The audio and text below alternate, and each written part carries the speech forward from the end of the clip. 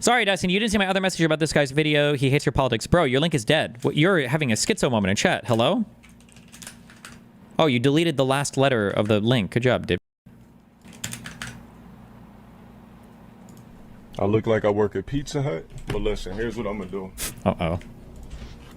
Because I look like I work at Pizza Hut, I'm gonna go ahead, grab one of the empty boxes that are in my mother stove, because I always keep an empty, empty pizza box just for the of it until I feel like throwing it away. What's the empty pizza box for? What's he gonna do with it? Go ahead, and I'm just gonna ring your mom's doorbell. Oh. No, you're asleep. Uh-oh. I'm gonna ring your mom's doorbell. What's he doing that for? She's not gonna answer it at first because she's gonna see a tall black man, but she's gonna peep through the peephole and see that I'm peanut butter complexion, so everything's gonna be all right.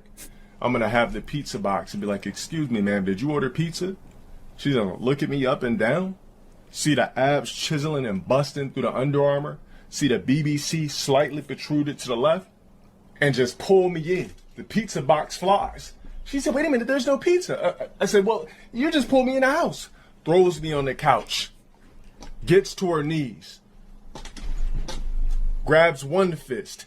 Grabs another. Gives me a double stack because I got the BBC. Starts sucking. Not the double stack. Twerking, twisting. I'm Not like, the double stack. That's all I can really do. And I submit. And I just bust infinite hot loads of matrix juice right down her motherfucking throat until she gulps and gargles and asks for more. Get that ass banned, bitch ass nigga. Get the fuck up out of here. Somebody ban this nigga. Get that ass banned. Hell yes, get that ass banned. I brought this guy. I resurrected this guy's career from the grave, and I think he somehow managed to throw it all away again. Isn't he like canceled or something? Didn't something happen? He got perma canceled again. Fuck.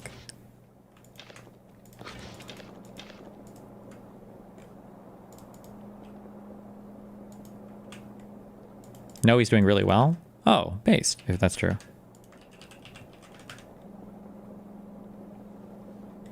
I thought he got like permabanned again or something. The engagement baiter to stochastic terrorist pipeline. I thought stochastic terrorism was a pipeline. Now we're pipelining people to pipelines?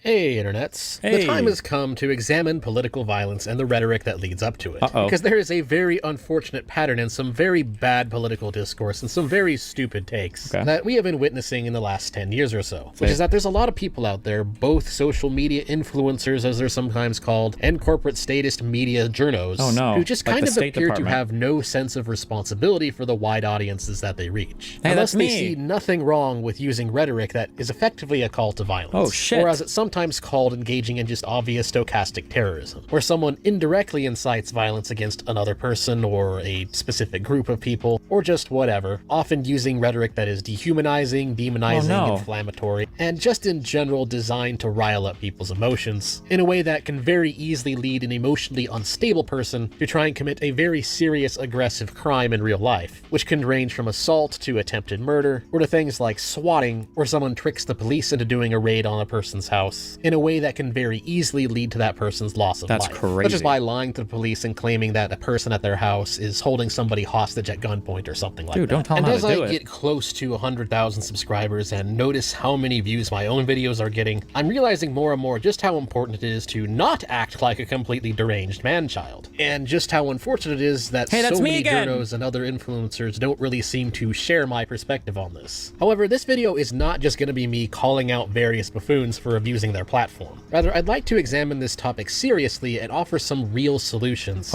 some of which social media owners should probably take note of, others those of us who have a platform should take note of and adopt a better standard of ethics, but there's also just some basic solutions that everybody can help with in regards to just kind of helping you tone down the heat of the rhetoric and finding some more mature solutions that actually make sense. Wow. Because I've seen a few people call out and talk about this subject, but the solutions they offer aren't really anything other than be better. And that's really not all all we can do. There's actually some pretty straightforward, simple solutions that for some reason have gone largely unmentioned and unnoticed. Okay. But before I really get into things, this video has a very relevant to the subject sponsor. Unfortunately, a lot of what our mainstream statist media has to say tends to be Not the statist media. Oh no.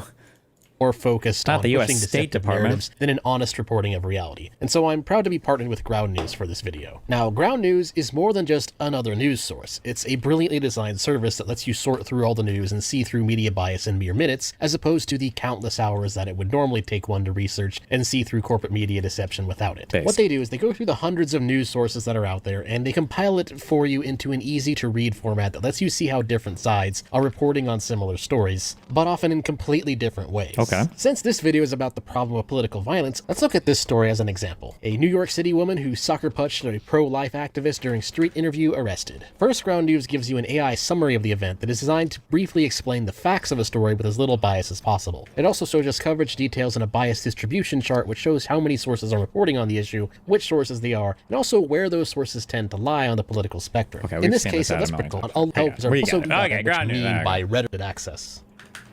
But anyways, to really understand what exactly I mean by rhetoric that kind of counts as a call to violence, let's just start with a very simple run-of-the-mill Oh, God, example not from me. Destiny. No! Like, the problem is that people like Asmongold will never admit it, but Asmongold has already said things that I think would entitle him to a full-on fucking ass whipping if certain people saw him in public. Like, if I had family members that were being deported and this guy's out here saying, like, oh, I think they should want to be fucking epic, or family members that worked for USAID or any of these government institutions, and Asmongold is sitting here, like, laughing with his teeth falling out, making, you know, $1 million a month about how epic it is that they're all getting fired and shit. Like, he's already so far beyond the pale. Where's Now, the in lie? terms of refutation, which is what I usually do when I show a clip of a Bedtoid, there's not much here other than the fact that the private sector tends to create more jobs than the public sector, and thus whining about Doge taking away jobs from USAID isn't really a good argument because more jobs would have been created had that money been left in the private aid. Isn't more job show a clip of a Bedtoid. There's not much here other than the fact that the private sector tends to create more jobs than the public sector. The private sector tends to create more jobs than the public sector. What a weird way to compare the two. The public sector could theoretically create an infinite number of jobs. It's dictated by whatever the government says. So that's a really weird comparison, I guess, but okay. And thus whining about Doge taking away jobs from USAID isn't really a good argument because more jobs would have been created had that money been left in the private sector anyway. But they wouldn't create the same types of jobs. The private sector tends to create jobs that can increase the overall earnings for business owners, and USAID is probably engaged in work where there's not a direct profitability to be made, or there's no profitability in the business activities of a lot of those people, right? It's some of it was aid work. So, but that's okay. We can have fundamental misunderstandings, I guess, of finance and economics, so okay. But that's an easy refutation. The real problem, of course, is the fact that he's abusing his platform to say that Asmongold should get a street meeting. And that's just kinda obviously not okay. Any rational, mature person understands why that's not okay. I really shouldn't have to explain it. I think there's certain things where if you have to explain it to someone, then it's a waste of time because the fact that they don't automatically understand it is proof that they are not capable of understanding it, no matter. I think that it's a good world sometimes when you're worried about getting your ass beat, okay? I think that there is some social pressure that is good social pressure. You can't walk up to somebody and talk about how you'd want to, you know, rape their mom or kill their children. You're probably going to get your ass whipped, okay? And I think to some extent that's okay. Some of this social pressure kind of keeps behavior in line. It kind of, you know, dictates the standards by which we treat each other. You know, you can't be totally fucking unhinged publicly. I don't like that conservatives have reset the standards online and that they can act in some of the most deplorable, subhuman ways possible and then turn around and cry civility politics when they're supporting stuff that is literally destroying people's lives. I wholly reject that. And I will continue to be unhinged about it because I think the normalization of all of this shit is fucking unreal. So eat shit. Matter how it is explained to them. And of course, the real problem here is that it's actually much worse. Because whether or not Destiny himself is just talking smack, and whether or not he himself would assault Asmongold in public is obviously irrelevant. The real problem here is, of course, that Destiny's videos get hundreds of thousands of views. Oh, no. And therefore, it really only takes one emotionally unstable person hearing this to have a problem. Because obviously, most people watching this are not going to unironically... The biggest issue, I don't know if people understand this, let me say this very clearly. The biggest issue with the people that cry civility politics is what they're doing is they think they're supporting, we'll do the leftist definitions here in a way. They think that they're supporting a nonviolent status quo. And that is a myth that needs to be absolutely and utterly crushed. They think that the status quo as it exists right now is perfectly okay because there is no violence, and that when somebody comes along and says something crazy, unhinged, like what Destiny said, that now all of a sudden shit might get violent, right? But that's because they're refusing to engage with the status quo being incredibly violent. That's just inconceivable to them. Like, well, no, people are allowed to have a difference of opinions about things. The difference of opinions is whether or not somebody's getting fucking deported from this country with no due process. That's not a simple matter of a difference in opinion. Inarguably, this is a violent action from the United States to forcibly remove somebody from their home and then fucking deport them.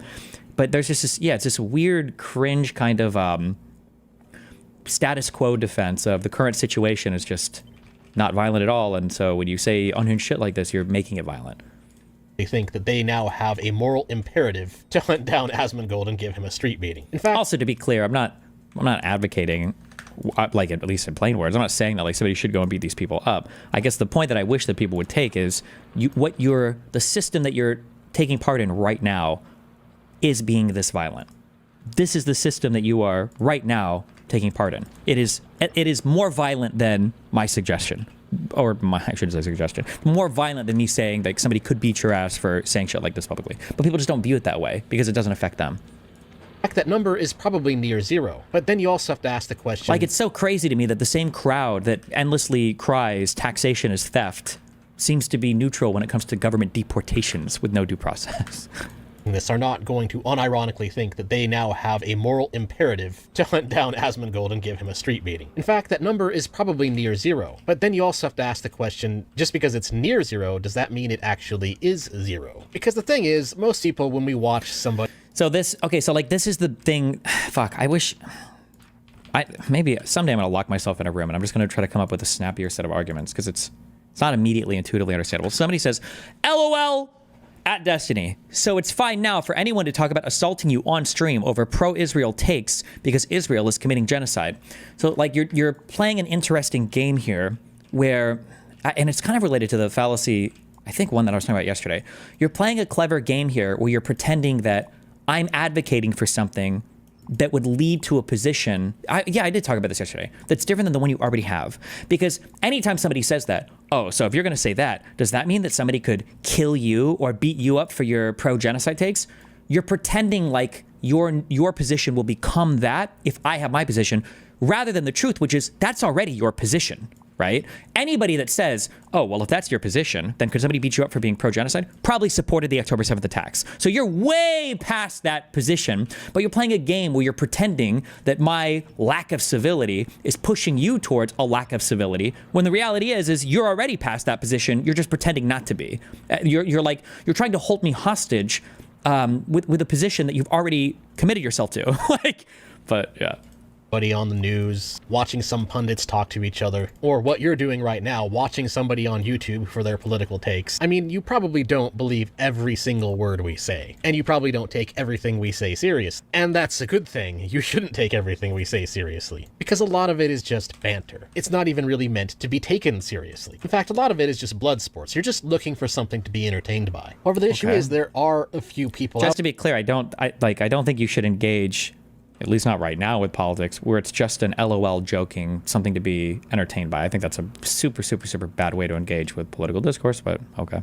Out there, a very small number, but there is that one guy who really does take everything he hears seriously. And this is something I've been again starting to think about as I get near to 100k subscribers. When you have an audience, you kind of have to respect that audience and take a little bit more responsibility for what you're saying. And since I've been thinking about this lately, I find it really bizarre and really sickening, really, that there are people out there with audiences 10 times, 100 times bigger than mine who aren't thinking about this at all, apparently. The subject just kind of somehow somehow slips their mind. And the sad part is that's actually the good faith interpretation. The other possible interpretation of this is that they know exactly what they're doing. For example, in this case, maybe Destiny really does want somebody in his audience to assault Asmongold. That's obviously much, much, much worse. And that's what makes this such an important topic. That even the good faith interpretation of this is still very much a big yikers. They're either fully aware that what they're doing is inciting violence, or they're just being completely immature and irresponsible and completely lacking any sense of self-awareness around the fact that, hey, you kind of have an audience where you kind of tend to get hundreds of thousands of views. You know, maybe you should be aware of this fact and be a little less cringe. And of course, this isn't just a Destiny problem. I mean, we've seen this from a lot of other political content creators, like Voosh, for example. As a Canadian, it kind of baffles me how people can say over and over that things will just be fine when things are clearly not just fine being like 2 months in. It just feels complacent. Yeah, like, we need to get militant and fast, okay? They're going to start, like, disappearing U.S. citizens. There are going to be bodies, like, washing up on the shore. They're going to build the camps. They're going to try to do everything they can. The whole thing is like a loot and burn experiment. Yeah, pretty much self-explanatory. Again, even the good faith interpretation of this is that they just have no filter, no awareness, no respect for their audience. And this particular clip also kind of shows a really basic example of how stochastic terrorism tends to come with a bit of spice of fear-mongering behind it. We need to get militant because the other side is going to attack us and do bad things and disappear us in the streets. When in reality, that's probably not going to happen. So it just... What's the date on this video? 1 day ago? Okay. Just gets people riled up for nothing. And unfortunately, like I said earlier, I don't think there's really anything you can do to change certain people. Someone past a certain age who still behaves this way is probably going to be like that forever. Some people sometimes manage to learn this kind of thing and this kind of behavior past the age of 30 or so, but it's not usual. However, what we can do is try and at least fix the behavior to tone it down a bit. You probably won't get them to change internally, but there's a simple thing that the community needs to do to kind of tone this type of rhetoric down. And that is more people who are fans of that creator need to call them out on it. See, it's very easy for me, a right-leaning Mises-Hoppian libertarian, to kind of call these trash libs out on their BS. I know that a lot of people who watch my content are the types of people who are already... I love that it took, I don't even know what it took. I guess Trump too, and all the unhinged shit he's doing for conservatives to jump over to the feeling that stochastic terrorism is like a real thing. Like, now we're worried about this. Do you think this guy has any, like, even looking at that Easter message today, I think I said this literally in regards to the Easter thing. Do you think this guy has a video on, I'm really disappointed with how much Trump's rhetoric is fucking unhinged. All the crazy stuff that he said. Today is Easter. It should be a holiday. We should all be celebrating and, you know, kind of like having more unity with each other. I don't know why Trump is being so divisive. Fully aware that bread tubers in general are grifters and not even half as intelligent. Oh, wait, he has a video on me about Trump derangement syndrome. Oh, boy. As they want people to believe they are. And so in many ways, this is just expected, ridiculous, immature behavior from them that confirms this to be true. However, there's probably at least a few people out there watching this who are fans of Destiny, who are fans of Voosh. And what you need to realize is that you need to kind of hold your guy accountable. And I mean this for myself too. If I ever slip up and say something a little yikesy, I want the people who actually care about my content letting me know that. And so this is my message to any Destiny or Voosh fan who happened to click on this video because, hey, it's kind of including Destiny and Voosh. Y'all need to start holding your boy to a higher standard of ethics. A big reason why so many content creators do insane things like inciting violence is because they just kind of get away with it. They often only get criticism from the outside. But I think on the internet, within various communities, surrounding various people, or surrounding various influencers as they're called, even though I absolutely hate that word, you kind of have to hold people accountable from within. And because you don't do that, what ends up happening is that the stupid behavior continues. There's no punishment, there's no pushback, nothing. Especially when one of these ways to hold them accountable is actually very easy to do, and that's just to simply stop watching them for a bit, which might not sound like anything, but it actually kind of is. You see, the way big tech algorithms work is that they tend to work on engagement, and unfortunately, big tech algorithms don't really know the difference between negative and positive engagement. And so what happens is that clout goblins, people who are seeking attention, seeking engagement, people who are trying to get their posts thousands upon thousands of views, or someone who's already an established influencer, again, I hate that word, just trying to maintain the views that they normally get. There's a very perverted incentive out there right now in the way these algorithms operate to kind of engagement farm by intentionally saying stupid things, intentionally posting rage bait, intentionally saying crazy stuff, because the way things currently work, they'll get views over it. And this is something that's very important for everybody to understand, because if you find yourself getting recommended crappy things by the algorithm, that actually may simply be because you're interacting with crappy things too much. And so what happens is when you watch an immature man-child say something stupid and you comment on them and call out why what they're saying is stupid, the algorithm doesn't really see a lot of my videos, damn. Much of a difference between that and you giving another video the thumbs up and commenting on them and saying why you liked what they said. And so you'll get recommended more of the garbage content that you didn't like. And this is actually another reason why calling out this kind of behavior from the outside doesn't really work, because the algorithm sees that, doesn't know the difference, and then starts recommending you more breadtube schlop because you want. Just to be clear, the algorithms have gotten far more sophisticated in terms of the types of stuff they distinguish, and they do want you to have like positive, happy engagements with the content, because I think the comedies have found that it is provides for longer, better engagement, and it keeps people on the site longer. Not that that matters that much, but it used to be the case of like any comment is a good comment, and thumbs up and thumbs down both help. But I think now social media companies generally do look for more positive engagement with content. Watched and responded to some other BreadTube slop. And yes, I actually do ruin the algorithm for myself when watching and refuting BreadTubers. In many ways, I watch them so that you don't have to. So yeah, my recommended feed is unfortunately filled to the brim with BreadTube slop. It is what it is. And so that's one thing to remember. So if you see something that's stupid, click off the video, and if you can, right-click, don't recommend content. And that's what you should really do when you're on the outside looking in. You may be tempted to reply to them. You may be tempted to watch their whole video, but for the sake of what the algorithm recommends you in the future, you really shouldn't. And again, it's a way to hold people accountable for saying absurd things. Because as long as it gives them clout, they're going to do it. This is just kind of the unfortunate reality of how the internet works these days. There are generally two kinds of people who tend to gain a generally large following. Your and that's mom people who make and content that people are genuinely interested in, genuinely enjoy, and people who rage farm the algorithm with cringe. There are, of course, people who are in the middle of this, people who make content that some people enjoy, but then pad their numbers a bit by also posting a bit of cringe. But generally, that's kind of how it works. You can either make it by making good content, or you can make it by making deranged content. And there you go. Good content is political content that I agree with, and deranged content is political content that I disagree with. Fucking own it. Own it. Defy the algorithm for those of you who are wondering how it works. That is legitimately the TLDR. And unfortunately, it's also not just YouTube. True! MGL Santos, Destiny, we live in a world where you have groups of people that say that an online personality needs to have more responsibility than the president of the most powerful nation. That's absolutely true. From now on, my standard of speech is going to be at the most whatever Trump's standard is, okay? So if Trump is allowed to say crazy shit like, he who saves his country violates no law, I'm allowed to say that shit. I refuse to live in a world where I have more accountability for my audience than the president of the United States has. That's fucking crazy. This kind of thing also exists on places like Twitter, or again, X as it's now called. This is another thing that, going back to Destiny, he does this all the time, I've noticed. A lot of his takes on X are very obviously deliberately designed to be a little bit inflammatory. It's very obviously just virtue signaling to his audience. Like, look at him saying this. This is meant to be inflammatory. Glad to know all those Second Amendment guys meant fuck off with these traitors. I'm being inflammatory, right? I'm literally just quoting a Trump joke. Hillary wants to essentially abolish the Second Amendment. By the way, and if she gets to pick her judges, nothing you can do, folks. Although the Second Amendment people, maybe there is, I don't know. But I'll tell you what. I'm quoting a Trump joke. I have greater responsibility to my audience than Trump does to the United States of America? What? His takes on X are very obviously deliberately designed to be a little bit inflammatory. It's very obviously just virtue signaling to his audience, but at the same time saying things that are wrong in ways that will irritate the people who don't agree with him just enough so that they'll reply to him. And again, admittedly, I often reply to breadpoids and explain why they're wrong. But again, You know, I'm going to be honest, and I would be very, very, very afraid of doing this, so I don't know if I would do this. Ooh, but maybe I would consider debating this guy if he really wanted to, although I think I would get crushed. I think I would be absolutely fucking annihilated. But if this guy ever wanted to argue about the contents of this video, you know, we could maybe do it. Huh.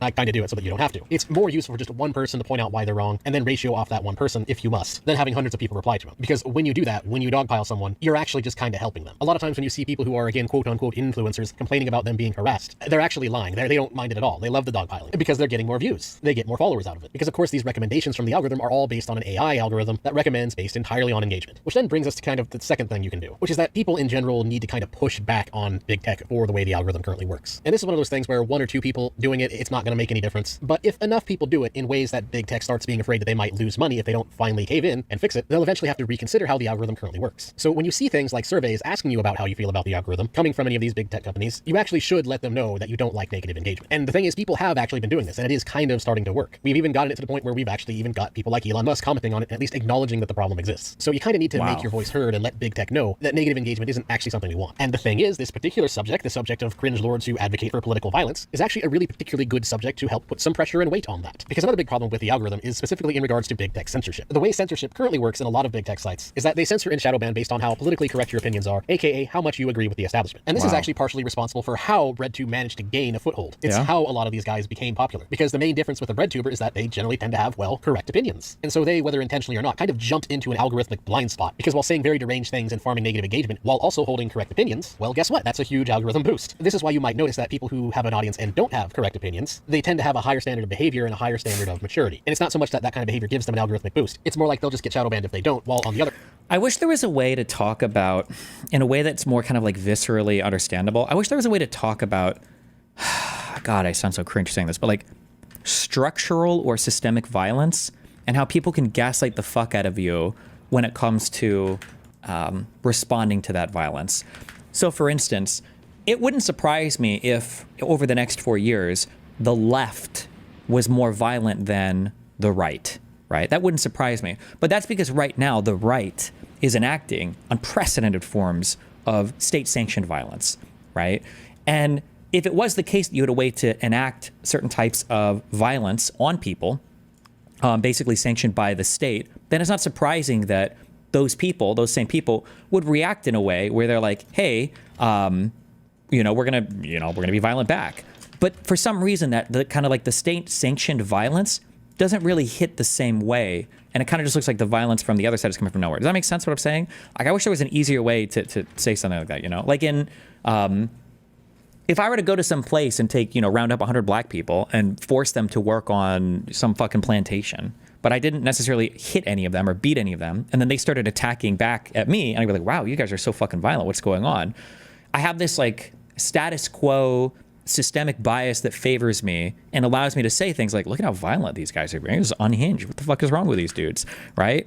And I'm kind of always got like this weird moral high ground as a result of it. It's very fucking annoying, but... On the other hand, breadpoids can say whatever crazy, aggressive things they want and still get millions of impressions. However, fortunately, recently... Man, you really put me up there with Hassan.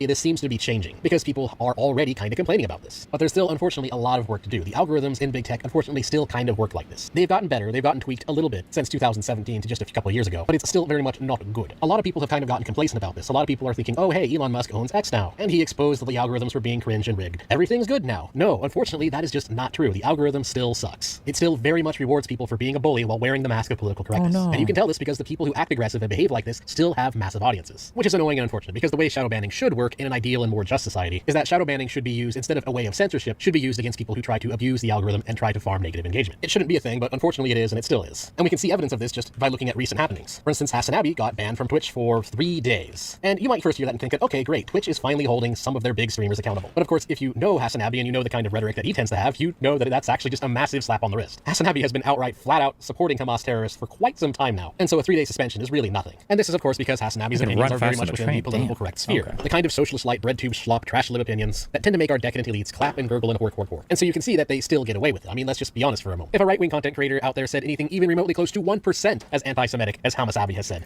Also, listen, I'm going to agree with you. This might have been true several years ago, or especially at the height of COVID, that there was more political pressure to, I don't want to say censor, but to, in a way, censor like voices on the right, for sure, for a variety of reasons. Some good, I would say, and some bad. While that might be true, are we ever going to update our assumptions about the world? Like, why do we keep pretending that that's the same world that we live in right now? That's clearly not the world we live in right now, right? Elon Musk owns Twitter. Like, are you ever going to stop crying about this perceived oppression? Heck, probably even 0.1%. We all know that they would get their channel yeeted into the sun. The moderators of big tech would shadow ban and demonetize that content so hard that it would never organically be seen again. Like, all of these moderators of big tech are all massive Trump dick sucks now. Are we never going to update our priors about that, or we're never going to talk about that, or... But again, because Hassan Abbey has correct opinions trademark, he's allowed to be deranged and only get a slap on the wrist, thus proving that, yes, the algorithm still sucks. And so we see that being aggressively PC is still very much a way to get a free pass in the world of social media today. And one of the things we can kind of also see from this is that, well, a lot of journos behave this way too. See, unfortunately, violent rhetoric we see from breadtoids is really just coming from the top down. Because unfortunately, a lot of corporate statist journos do the same thing. They tend to be a little bit smarter about it than breadtoids. I mean, after all, they're hired generally entirely based on their ability to spin things and say certain things without outright saying it. In fact, journos can often be very sly and crafty in how they do this. For example, look at this New York Times article right here. Can voters be held accountable for their candidates' behavior? Or shouldn't Trump voters be viewed as traitors depending on when you're looking at it in the Internet Archive? Now, the article itself eventually concludes that no, you can't really hold voters accountable for... Don't you think this violence you talked about is similar to Israel-Palestine? Maybe? I would need a more specific question, but... the behavior of those who they voted for, which of course makes sense because one of the basic flaws of democracy is that candidates don't actually have to do what they were voted in office to do. They can go in a completely different direction once they're in office. And of course, everybody who's well informed on candidates knows that democracy really is often just choosing who's the lesser evil. Voting for... Oh my God. How is that a flaw in democracy? What? That the candidate could just do other things. I think that's just a flaw in human free will. Like, complain to God. For a candidate doesn't automatically mean you agree with everything that candidate says that they're going to do. And that's kind of the problem here. It's a stupid question that doesn't even need to be asked. So why are they entertaining it? Well, because engagement farming. You see, it's not actually obvious. It's a stupid question to ask if voters can be held accountable for who they vote for? choosing who's the lesser evil. Voting for a candidate doesn't automatically mean you agree with everything that candidate says that they're going to do. And that's kind of the problem here. It's a stupid question that doesn't even need to be asked. So why are they entertaining it? Well, because engagement farming. You see, it's not actually obvious that they're against this kind of thinking until halfway through the article. And so it's entirely clickbait. A more responsible and more honest way of titling this article would be why voters should not be held accountable for their candidate's behavior, instead of this clickbaity headline and clip art that suggests the opposite. But of course, journals have to chase that clickbait. And plus, they know that a lot of people don't actually read articles. A lot of people just read headlines and then infer based on those headlines. Wow. The result of this is that a lot of people will walk away from this article thinking that political violence is still okay. Typical journo behavior. But on the other hand, sometimes journos are a little bit more obvious about Journos. things, although it's still in ways that are very manipulative. Do you think they intentionally lifted this like slang from fucking like is it like cyberpunk? Not like the cyberpunk video game, but like that world or whatever, like corpos and journos. Is that where this comes from?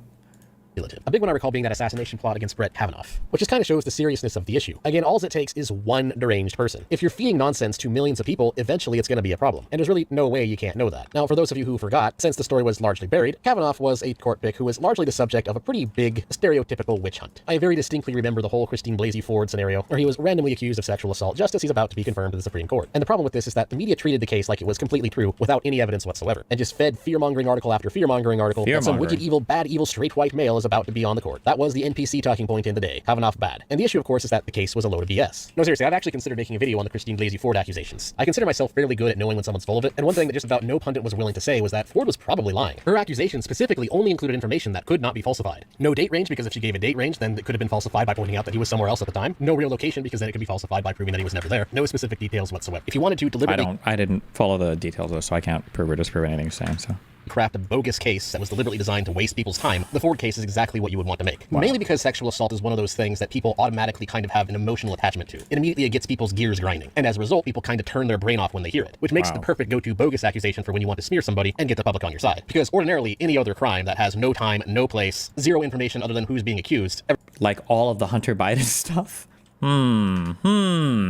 Everyone would consider that bogus. For instance, if your local mayor got accused by someone of stealing something, and that person couldn't say what was stolen, how it was stolen, when it was stolen, where it was stolen, the accusation was just, yeah, Mayor X stole something from me. No, I don't remember any other details. Then absolutely no rational person would be taking that seriously. Now, sexual assault is a very serious, very horrible crime. It's one of the worst things you can do to a person. But people really need to stop turning their brain off when it comes to this one specific crime. Because I've noticed that people afford a completely ridiculously low standard of evidence when it comes to it. And as a result of that, whenever the elites have someone that they don't like and they want to smear, for whatever reason, it's always the go-to false accusation, because they know that it's a specific type of accusation that is known to emotionally manipulate the masses into immediately assuming a guilty until proven innocent mindset, while completely ignoring the fact that the details of the accusation are completely and utterly patently absurd. And of course, it's a perfect avenue for stochastic terrorism from our mainstream corporate statist media. Because if you remember the Kavanaugh case and the rhetoric surrounding it, you may also remember that all the partisan hack journals came out of the closet to publish hit piece after hit piece after hit piece, all asserting that Kavanaugh was definitely guilty, despite the fact again that they had absolutely no evidence whatsoever. And that is absolutely a form of stochastic terrorism. Sure, most of these articles didn't actually suggest that anybody should give Kavanaugh some street justice, but the sheer magnitude of hack journals conspiring...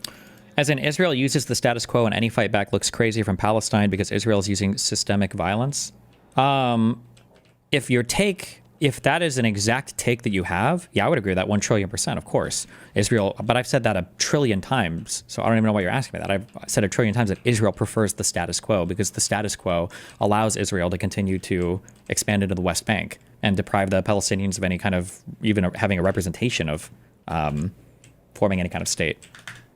To publish all of these hit pieces from various platforms gives a false implication that a very guilty person is being unjustly sworn into the Supreme Court. And of course, it came with the fear-mongering that Kavanaugh was going to take all of the women's rights away, thus painting Kavanaugh as if he's some kind of Marvel supervillain. And that is not responsible journalism. That is the kind of stupid rhetoric that will lead an emotionally unstable person to try and carry out some form of assassination plot. And it's unfortunate because this kind of crap leads to political violence all the time, like the Donald Trump assassination attempts. Both cases involved an emotionally unstable person being radicalized by nonsensical rhetoric. And here's the thing. How do we know who they were radicalized by? Excuse me? Oh, I'm sorry. We're just going to assume it was the left wing. Okay. Based. Thing that a lot of people don't realize. The reason why our mainstream statist media behaves this way is actually very similar to the reason why many influencers or content creators or whatever you want to call them also often post cringe. The reason of engagement bait. Trying to get people's attention with emotionally charged nonsense is not a new grift at all. It's just an old grift that has been adapted to the current technology. Get people riled up so that they'll give you attention. And that's what we're really seeing here is this engagement farmer to stochastic terrorist pipeline of sorts. It's really just the logical conclusion of how things currently work. Because we don't really have any good standards of behavior or ethics, being an aggressive demagogue is thus an effective strategy to gain relevance. It's a strategy of riling people up, rallying the crowd, and getting them to look at you, thus farming farming ad revenue and gaining subscribers, etc., etc. Whether it's an online influencer or a journal publication, the issue here is the same, which then just immediately brings up the question, what the heck can we actually do about this? Well, aside from you just personally not giving them attention and not giving your engagement like I recommended earlier, there's some other things we can do. The first of these is realizing that we aren't delegitimizing bad journos enough. A lot of us think that we are, but we're not. There really isn't enough of an intellectual delegitimization force on the internet these days. Not enough to counter the amount of BS that's out there. In fact, this is a big reason why I started my channel in the first place. There's just so many bad narratives that are designed to either distract people or take advantage of people's emotions, steering people to think and behave in ways that are based on things that are not true. Hell because yes. the complete lack of ethical standards in both journalism and content creation results in the problem of everyone doing it. And at least in my case, I realized I can't really just sit around and hope for somebody to do something about it. Because while there's some of us calling them out for their dishonesty and calling them out for how dangerous their rhetoric really gets, the reality is it's still not enough. The disdain I see for the lack of ethics in content creation these days is really only maybe 1% of what it really should be. Because what we really need to see is a formation of intellectual think tanks that are specifically designed and built from the ground up on the principle of delegitimizing this type of rhetoric as their main goal. Because the amount of influencers and journalist publications out there that have abused their platform and abused their credibility is still just insanely high. And of course, if you go to places like Wikipedia, you'll see that a lot of these outlets still are treated as reliable sources, which is ridiculous because they're absolutely not reliable at all. Come on, another solution that a lot of Wikipedia. people don't really think about is being more supportive of things like school choice, and specifically is taking a stand against the way our education system currently works. Because this problem really, admittedly, is a much deeper, much difficult to fix foundational problem. At its core, the problem is that people aren't taught to think for themselves as they're growing up. State public education and pretty much all of the modern world still very much follows the Peruvian model of education, which is not actually designed to be an education system at all. It's designed to be a brainwashing system. It's designed to raise people to be obedient to schedules and to not think for themselves. And so, of course, it's only natural that most people grow up having no idea how to avoid being brainwashed. And so it's only natural that a huge number of people are just kind of okay with the fact that high engagement content is also often content that is designed to emotionally manipulate them. It's almost like Western society kind of has Stockholm syndrome in a way, where the average pleb has been brainwashed so hard and their mind has been fried by the algorithm so hard that they've actually grown to love being brainwashed, which is kind of funny, but at the same time, it's also kind of disturbing when you realize just how insanely massive this problem is. Jesus. And unfortunately, it's not really going to get better until people start moving away from the system. And before that can happen, of course, people need to be aware of the problem. But as for what you can do as an individual just to help yourself out right now, well, first off, just right away, you can stop watching deranged man children who spew violent rhetoric. That will at least reduce the chances of you seeing it further in your recommended feed. And also, if you know that you're a relatively intelligent individual, consider contributing to the delegitimization strategy I mentioned earlier. And lastly, people just need to be aware of the fact of how easy it is for them to be emotionally manipulated and stop giving attention to those who try to do it to you. Because the reality is, when you give them that attention, you're giving them authority. When people see an aggressive bread toy who gets hundreds of thousands of views and has hundreds of thousands of subscribers, people assume that, hey, this channel gets a lot of traction, therefore it must be trustworthy. And people need to realize that that is just 100% not true at all. The reality is, a lot of content creators and social media influencers, again, are just complete dunderheads. A lot of them gain an audience by simply appealing to emotions or by appealing to midwits by parroting politically correct narratives. And of course, often with a sprinkling of the kind of deranged rhetoric that leads to political violence in the real world. It is a problem that will continue happening until we start holding people accountable to a higher standard of ethics, and more people become aware of just how easy it is for them to be. How can one man And that is drop all I so have many to say on truth this matter. bombs? Thanks for watching. Please like, share, comment, and subscribe and all that good algorithm stuff. And if you want to support my content, you can do so on Subscribestar, Ko-Fi, or by buying some merch, or again by checking out Ground News. Thanks again. That is all. Till next time.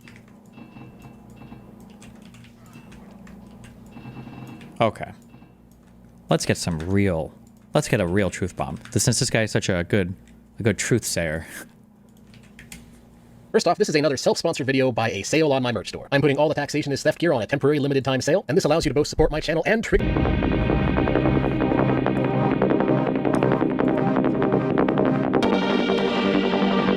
Most people are drowning in their delusional ignorance without knowing that their suffering was created by themselves. Wow. Unless you've been living... Hey, internets. So you may have heard of something known as Trump derangement syndrome, because unless you've been living under a rock since the last week, you may have noticed that Trump has actually been inaugurated, and he is, in fact, the official president now. Which, aside from that meaning that he's just signed a bunch of executive orders that undid a lot of what the Biden presidency did, and all the other things that have been happening recently, what it really means is that we are about to see a lot more TDS than we normally see. I imagine much of mainstream journalists will return to a state of TDS. I imagine that a lot of what RedTube's content will look like will just be 4 years of TDS. Basically, we're going to see a lot of TDS and a lot of people talking about TDS. And the issue with that is that a lot of people talk about TDS or show signs of TDS with nobody knowing what TDS actually is. And that's what this video is going to remedy. Yes, finally, let's talk about it. So, ever run into a pesky piece of shit who seems to be destroying every single thing the Trump admin is doing with facts and logic? Well, now we've created a clever shortcut called TDS, so that every single time somebody gives a criticism against dear leader Donald Trump, you can easily dismiss every single thing they say by simply calling them deranged. LOL.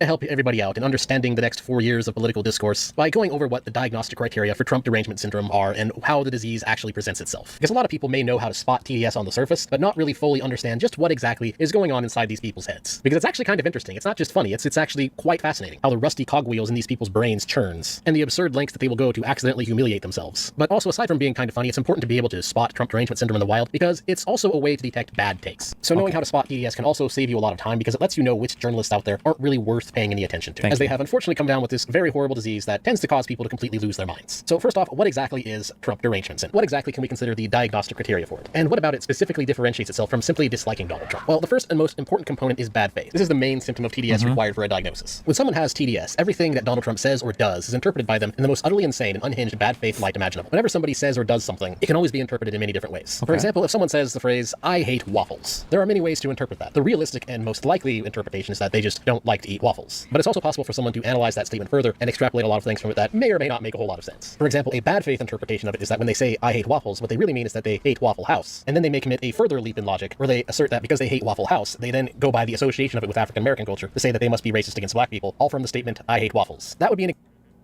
I'm so sorry, and I just might not know. I thought that the stereotype for Waffle House was white trash, not African Americans. Am I crazy?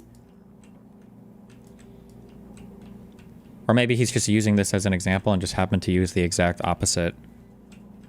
You're wrong. Why not both? It's a crossroads. It's just Southern, no? Okay. An example of an insane bad faith leap in logic. It doesn't really make much sense. It's very unlikely that someone who says they hate waffles is racist against black people. It is extremely and ridiculously unlikely that that is the case. But it doesn't matter because if a person is willing to be bad faith and intentionally interpret words in bad faith, they can absolutely draw those conclusions by virtue of the fact that they can argue it. Of course, the arguments don't necessarily need to make sense. In fact, they're usually fallacious and usually nonsensical. And going back to Trump derangement syndrome, that's what it really means by bad faith interpretations. Insane, unhinged bad faith interpretations of everything Trump says and does. Rather than trying to understand what Trump is actually saying or actually trying to do or what he really means, the person who suffers from TDS will always engage in the most bizarre leaps of logic in order to find the most unhinged interpretation of what Trump has done. Wait, what am I interpreting incorrectly here? Trump says he is conditioning aid to California following LA wildfires. That was impeachable. By the way, there's like 20 different things that Trump has done that is impeachable. Donald Trump playing politics, playing political games with FEMA funds is fucking disgusting, okay? Is absolutely fucking disgusting. He did it in his first term, and he continued to do it into his second term. It's gross.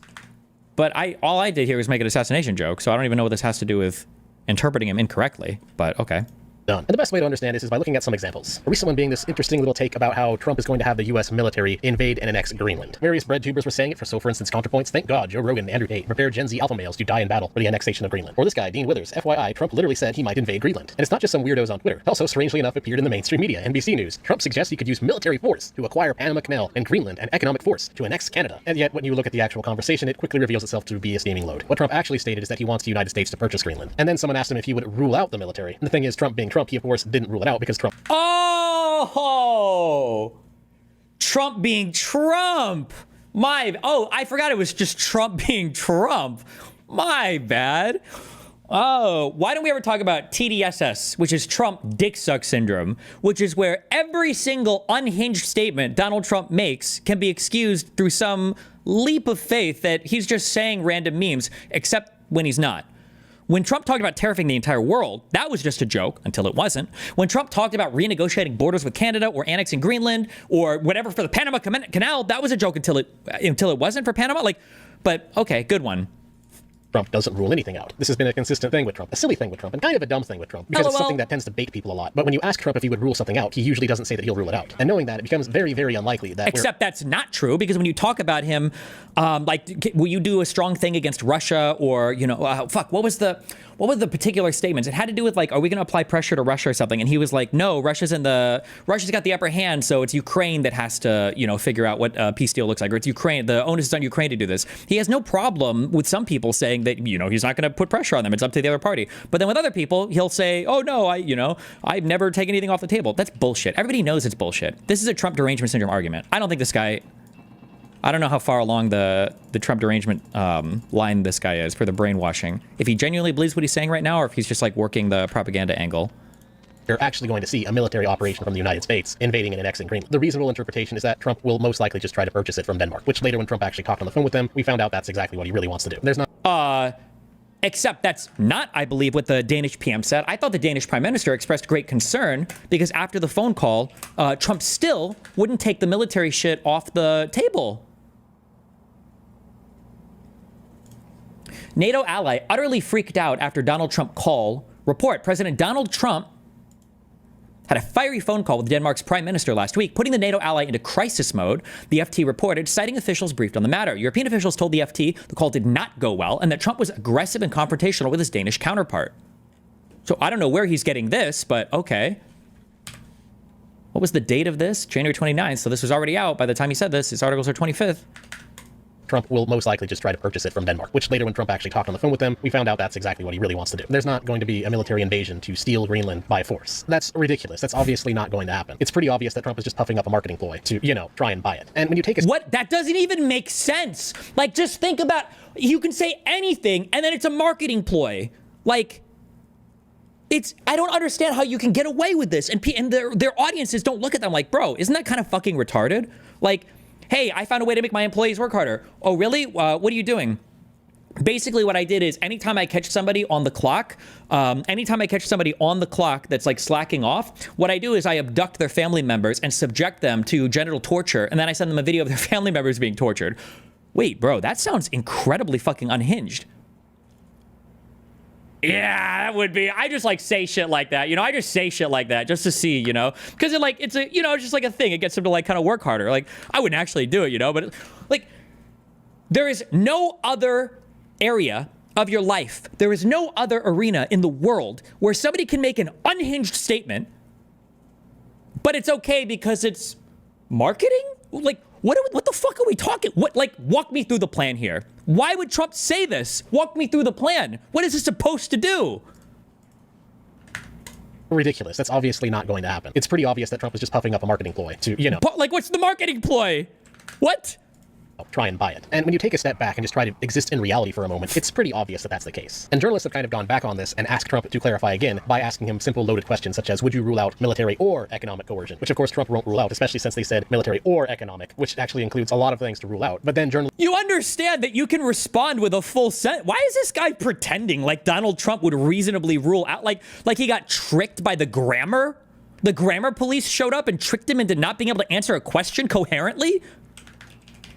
Let's report it as only saying that he didn't rule out the military. They conveniently leave out the part of the conversation where they were also having an either-or factor in there in regards to economic methods. And this is where we can kind of identify one of the... Oh no, not the either-or trap. Oh no. Main causes of TDS, which is mainstream media sensationalism. Whenever Trump says something that can be interpreted in a weird way, often the media will intentionally interpret it in that way just so that they can get a clickbait title out of it, which is just another way of how the bad faith operates. A lot of times bad faith interpretations come from intentionally taking things out of context or leaving things out of the conversation in order to make it seem like their bad faith interpretation isn't as crazy as it actually is. And what's interesting is that this tends to come in stages. So for instance, stage 0 of Trump derangement syndrome would be simply disliking or hating Donald Trump. However, at this stage, TDS isn't really apparent. They aren't necessarily guaranteed to move on to stage 1. It's just the beginning requirement to get TDS. But then you reach stage 1 of TDS. That's where the bad faith arguments and bad faith interpretations start to come to a boil. The difference here being that someone at stage 0, aka someone who doesn't have TDS but could get TDS if they aren't careful, is that stage 1, once TDS is actually started, people begin to ignore reality. And I think the best way to see some stage 1 content is to go all the way back to 2016 and reread some journalist takes about why Donald Trump was certainly not going to win. There was an interesting kind of journo obsession at the time, kind of trip over themselves. Our example of TDS is people thinking that Donald Trump couldn't win. You understand that that was everybody, right?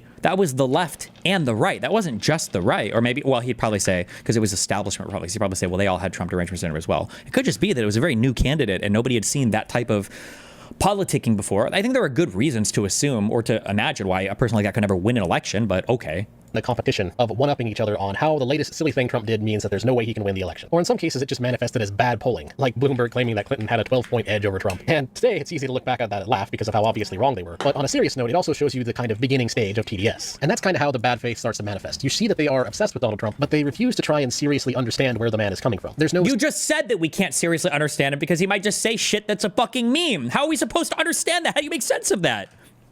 Serious effort to understand Trump or understand his supporters. It's all fake, all surface level. There's no real attempt to understand the man anymore. Their dislike of Trump has overwritten their ability to understand Trump. That is the basic essence of where Trump derangement syndrome starts. And we saw a repeat of it recently. For example, this wonderful tweet from Destiny. Trump is the only candidate on stage who was called to suspend the Constitution. Oh my, did Trump actually want to do that? Such dangerous anti-American rhetoric. And then of course when you go and read what Donald Trump actually said, it reveals itself to not quite be that. It was just Donald Trump accusing the 2020 election of being fraud, something we...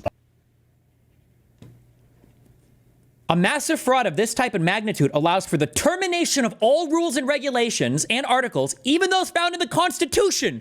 He literally said it verbatim. And I can't say that I'm worried about a thing that he said verbatim. And by the way, he basically has said in more ways than one that parts of the Constitution aren't valid. But what, like, how much of a dick suck do you have to be that you're getting ass pained when somebody is upset about a thing that your daddy actually said? It's so unfair that Destiny is criticizing Trump. He has derangement because he doesn't like a thing that Trump actually said. Like, hello?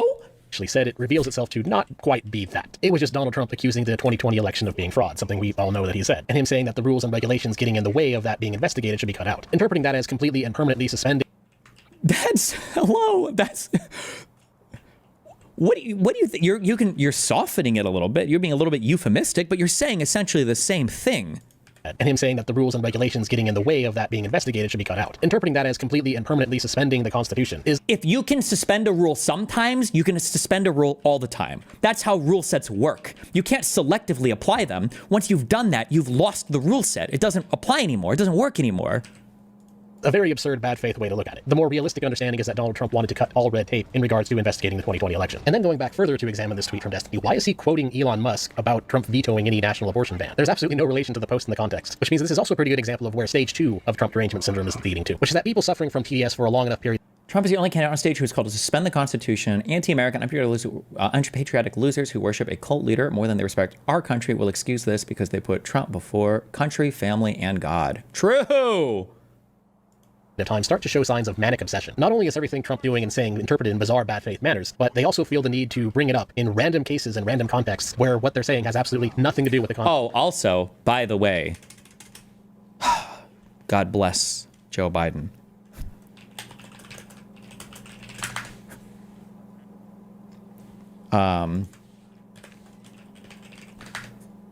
Trump was fuming a few days ago, by the way.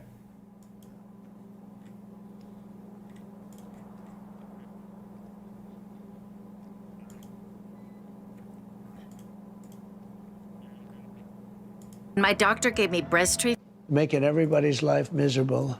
They really. Nice video.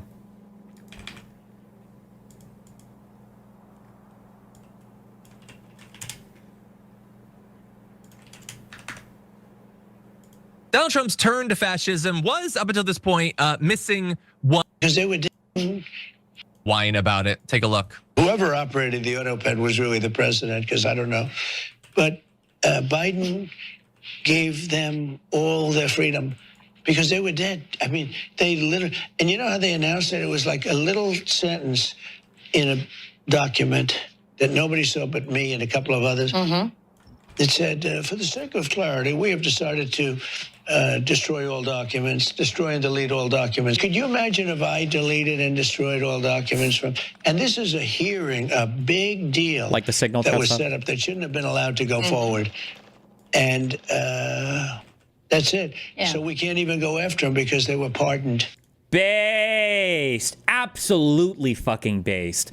Absolutely fucking based. Good job, Biden. Fuck this piece of shit, Trump. This fashy fuck. Weak. Good pardon. Get fucked. Biden pardoned everybody that worked on the J6 committee out of fears that Donald Trump would try to go after all of them. He'd stick the DOJ on them. What a god. What a god. What a god. Conversation at hand. And the stage of obsession is also where they start to begin this kind of single-minded focus on certain things about Trump they don't like. So for example, we can do a search on the OmniLiberal about Trump January 6th, and we find post after post after post of him absolutely obsessing over trying to convince people that the January 6th Capitol riot was an unironic attempt to overthrow. This is a really popular new online thing. I think it was mainly started in the online world. Hassan does it, all the snarker communities do it, where if you talk about a thing and they don't really have much that they can say about it or they don't have a good counter for it, they just call you obsessed. And it's a way to say that, like, you can't criticize a thing or talk about a thing because if you do, you're obsessed over it. Like, okay. Throw the United States. And I mean, just look at all the posts about this. This is not healthy. Or for a mainstream media example, CNN. Like, this isn't healthy? This is my job, motherfucker. What are you talking about? I get paid to do this shit. What? The basic summary of how Donald Trump was covered from the perspective of CNN can be seen as Orange Man bad, Orange Man very bad, Orange Man say bad thing, Orange Man do bad thing, over and over and over again, like it's the entire purpose of their network to say that Orange Man is bad and convince everybody that Orange Man is bad. You can almost be forgiven at points for forgetting that CNN is supposed to be a news network, because honestly, for a while there, it appeared as they had become the Orange Man bad network. Because the thing is, once people have reached this stage of— What does he think conservative media does? Hello? Trump derangement syndrome, they need to confirm their bias even further, because bad faith, as it turns out, is really just a bias. Okay. This is specific retarded. This is like every retarded video ever made on Hey internets, so there's no denying that what happened on January 6, 2021 was a pretty stupid and pretty embarrassing display of some of the worst Stupid and embarrassing? humanity. Riots can be, in layman's terms, described as when a bunch of adults decide to act like toddlers throwing a temper tantrum, and the violence that ensues tend to cause hundreds of thousands to millions of dollars of property damage while accomplishing, well, absolutely nothing of note. This is one of the reasons why it's important to condemn this type of behavior on all sides of the political spectrum. The vast majority of riots cause unnecessary suffering, and generally in the end just result in bad optics for the people that caused the riot, going against whatever cause they claim to believe in. Unfortunately, these bad optics can also sometimes be exploited by people on the opposing side for the sake of a political power grab through dishonest methods. And that's exactly what we see with the bizarre narrative of that the January 6th Capitol riot of 2021 was an actual serious coup attempt as an insurrection to overthrow the United States government. So in this video, I'm going to explain why this is an example of trying to make a mountain out of a molehill, which is an intellectually dishonest argument where events are greatly exaggerated, often as an attempt to play victim over a massively exaggerated wrongdoing in order to justify a heavily disproportionate response. The January 6th Capitol riot was many bad things, but calling it a coup is a really dishonest stretch of reality, and it's also completely inconsistent with the evidence of what actually happened. First off, before we even go anywhere, we must first start with forming an honest definition of what an insurrection is. This is extremely... Okay. Let's start with forming a definition of what insurrection is. Are we going to consult old Supreme Court cases? Are we going to consult any of the historical record anywhere? Are we going to consult anything that was written by any scholars or current legal people or the Colorado Supreme Court, anybody that's like currently ruled on or talked about this? Or are we going to just make up our own fun definition? Let's find out. Extremely important because I recently saw a debate where Destiny tried to argue... Oh no, at least you saw my debate where I had a formal definition. Or are we going to go to the dictionary? My bad. Don't ever rule out the dictionary, okay? That's a good source of truth as well. Let's first start with forming an honest definition of what an insurrection is. This is extremely important because I recently saw a debate where Destiny tried to argue it was an insurrection while describing it as simply disruption of the peaceful transfer of power. This is a complete... A disruption of the peaceful transfer of power? That's the only thing I said? Oh, and this is my Alex Jones, Glenn Greenwald debate. I don't know if I'd read the paper by then, but okay. Completely nonsensical definition, since technically, if the Magat simply went to the Capitol and loudly protested the election results and never did any proper damage or any rioting, but caused the vote count to be delayed for a few minutes due to them being annoying, then technically, that would also still count as an insurrection. This was the main mistake made by Ian in this debate with Destiny, was that she allowed him to get away with this crazy definition that basically lets him call January 6th an insurrection, even if the only thing the Trumpies did was stand there with their Trump signs and seethe. In fact, pretty much any protest or riot about the election results, such as the leftist Antifa riots that happened during Trump's term, could also be subjectively argued to be a disruption of the peaceful transfer of power. Or how about Russian collusion, which turned out to be a giant nothing burger, or as the Mueller report specifically stated, did not establish that members of the Trump campaign conspired or coordinated with the Russian government in its election. Okay, this is just retarded conservative slop.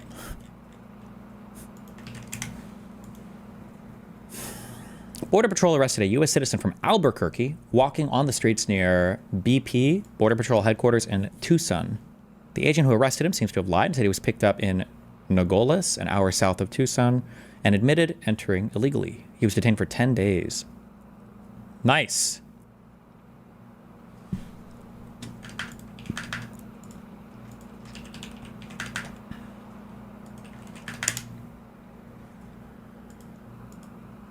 Hey, bro, what do you want, bro? What do you want? I paid for my food. I paid for my food. What are you talking? Why are you following me down the fucking street? Nigga, you need to get the fuck back. You need to get back. Why are you following me? Why are you following me? What do you think? Why are you following me? What are you gonna do? Call 911. Call 911. If you need to settle something, you know who to call? Yeah, they're over here. Let's go. I know them. I'm okay. Go tell them. You go tell them. Then you wait here. I'll call You go tell them. You go tell them. I paid for my food. I handed you. Restaurant owner demands 18% tip after dinner leaves $20 for a 1998 or a 1989 bill. Okay. Paste.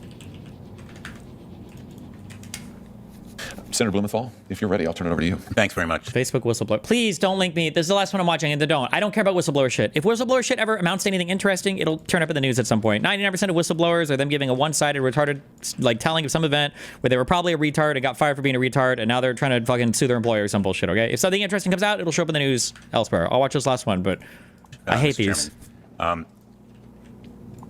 In order to operate in China, the Communist Party requires American companies to register with authorities and host servers inside the country, and I think it's pretty well known that Chinese law requires that security services are allowed access to any data hosted within the country. Did any of Facebook's security team or its engineers raise concerns to management about Americans' private information being exposed to Chinese spying? Yes, Senator, they did. How did they do that? They documented their concern in a number of ways. They noted that this would happen, that the Chinese would get access to the data, and they also noted their concern in in other discussions and other documentation saying, you know, my red line as a security engineer is to not be comfortable with this, but my red line is not Mark Zuckerberg's red line. Maybe you can explain what you mean by that. The engineer was saying that they were not comfortable with the way the China project was structured that would allow the Chinese Communist Party to potentially access American citizens' data. But in saying that, they noted that, you know, that's a red line for me as a security engineer. That's not Mark Zuckerberg's red line. Did you sense he had any red line? I did not. If you did, you don't know what it was? I don't. If you have more information related to these spying risks, would you be willing to share it with the committee? I would, Senator. And Mark Zuckerberg was knowledgeable about the planning, and do you know whether he was knowledgeable about the risks as well? My understanding is that the risk is the hardest part of the plan, so it's unthinkable that he was not aware of the risk. Nothing happened here without his approval and knowledge. This was a project unlike any other project I worked on during my time at Meta, in that it was so centrally led by Mark Zuckerberg, and he was so personally invested in this project. He learnt Mandarin. He traveled to... Well, watch the Douglas Murray show on Sam Harris podcast. But I have a feeling, because Sam Harris is a huge blind spot for people that are anti-Islam, it's going to be boring, but we'll see. China more than any other country. He had weekly I can feel when it's going to be Mandarin some boring shit. sessions with employees. Yeah, there's going to be some boring shit. This was... It's hard to overstate how different this project was to any other... Censorship tool. Were not just installed, but activated in Hong Kong and also in Taiwan. Let me ask you, I raised in my remarks, and I know that a number of other colleagues did as well, the record of misrepresentation and deceit. One of our former colleagues, Senator Leahy, asked Mark Zuckerberg in 2018 whether Facebook would comply with Chinese censorship and surveillance demand. He even asked if Facebook had built censorship tools to enter the Chinese market, and Zuckerberg responded, I'm quoting, "Because Facebook has been blocked in China since 2009, we are not in a position to know exactly how the government would seek to apply its laws and regulations on content were we permitted to offer our service to Chinese users." Ms. Williams, was that accurate? That is not accurate. You know, hundreds of decisions had been made, and by 2018, they'd been in dialogue directly with the Chinese Communist Party for 4 years. The fact is, by 2018, Facebook built, it even turned on censorship and surveillance tools that it developed for Chinese security officials, correct? It developed, and those Chinese Communist Party officials tested the censorship tool and would give feedback and say, this needs to change, or we need this, or we need confidence that you can capture images and filter images we don't want seen. You know, we talk a lot about 1984. Facebook developed a virility counter tool that directed any posts of over 10,000 views to be reviewed by an Orwellian-named, quote-unquote, chief editor. Is that correct? That's correct. And was the chief editor's geographic reach limited to mainland China, or did they plan to cover other locations? They plan to cover Hong Kong and Taiwan, is my understanding. So their surveillance operation was directed at Taiwan? That's my understanding, Senator. And Hong Kong? That's my understanding. Was the editor-in-chief's or the chief editor's power limited to reviewing viral posts? Oh, no, it's extensive power. The chief editor would be able to turn off the entire service in... Okay, I don't care.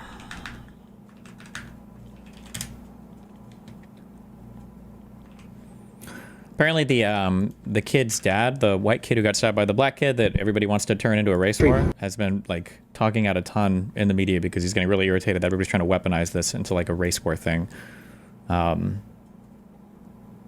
This country is wrong. Why this country is wrong? Why can't you stand that and say with that? Maybe you can. Would you be willing to stand by me in a press conference or in an individual interview and talk about this issue that is larger than Austin at this point? God rest the beautiful young man's soul that would have been one of our strongest voices if he was still alive today. Are you done? Yes, I am, sir. Okay, my turn to speak. You are part of the fucking problem, my friend. You're trying to create more race divide than bridging. You're trying to create a fucking problem. Part of the fucking problem, my friend. You're trying to create more race divide than bridging the gap. I do not condone anything you do. You do not have any fucking... That's called white guilt. No, let it talk. Jesus, that's called white guilt. The audacity to say that. Like, this is some shit that you should be afraid of.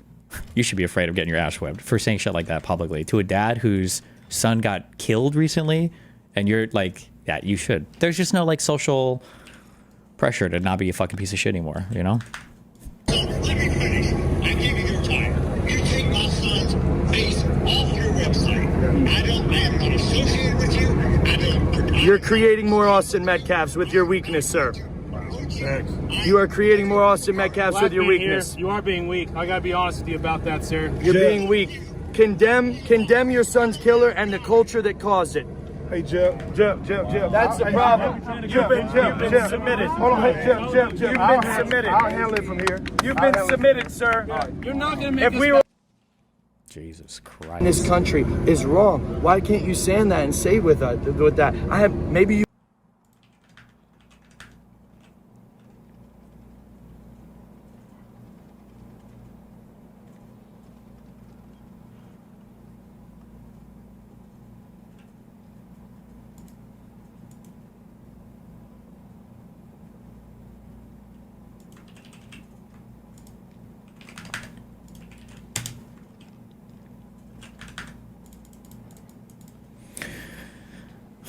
Who is Ethan Klein? Why is he well known and what is going on with him? I keep seeing all these YouTube videos of people calling him out or something, with all the comments being like, big day for annoying people, me.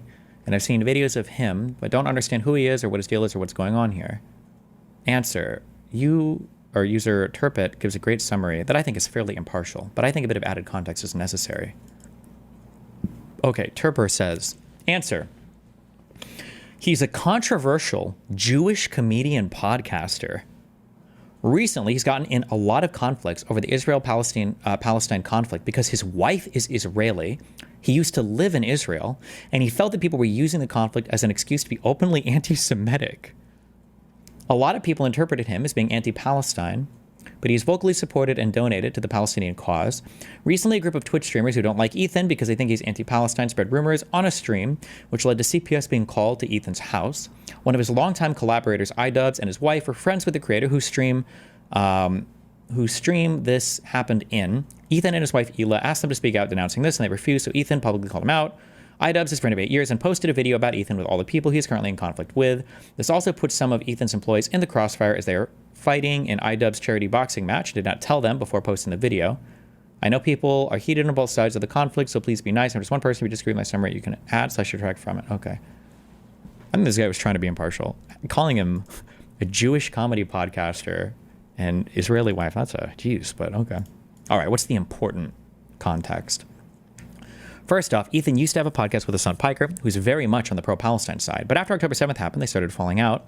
At first, they tried to reconcile their different points of view on both the war and differing views on other commenters commenting on the conflict. Eventually, the dam broke, and they had a falling out. Since then, numerous factors have led the split to becoming increasingly toxic. Ethan claims that his son is being anti-Semitic and giving cover to other anti-Semites, whereas Hassan accuses Ethan of doing the same, only with racism against Arabs. You add to this how toxic criminal culture can get, the harassment, it's difficult. Oh, okay. Oh, somebody said I couldn't believe this and link this. This seems to be not the most unfair way to cover this. This meme got linked earlier and I didn't click it. I'm sorry. Inflation was falling and more interest rate cuts were on the cards for generally good reasons, not to fight active recession risk. Now we're starting to stomach new rounds of autos and goods inflation with potentially more underway.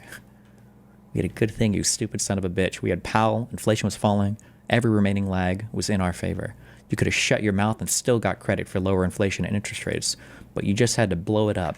You and your pride and your ego. Really good question. And it also shows that we have completely lost sight of how these things are supposed to be. You're not wrong. It is technically, and I know people will lose their minds when I say this, it's not illegal to be gang affiliated. Okay? It's entirely dependent on what your affiliation is. It's entirely dependent on what kind of investigation has been conducted and what kind of facilitation of gang activity that you've participated in. So yes, it is technically not even illegal to be in a gang, which is so crazy to say because when those words even come out of my mouth, okay? When those words even come out of my mouth, it's like it comes across like I'm living in a separate planet here. Like people will hear that and go, "What the fuck are you talking about?" Of course it is. No, it's not. It's illegal to do a crime. I mean, this is true. Now there's a clever workaround to where they've declared a gang to be a terrorist organization, so... Really good question. And it... What is this? Hold on.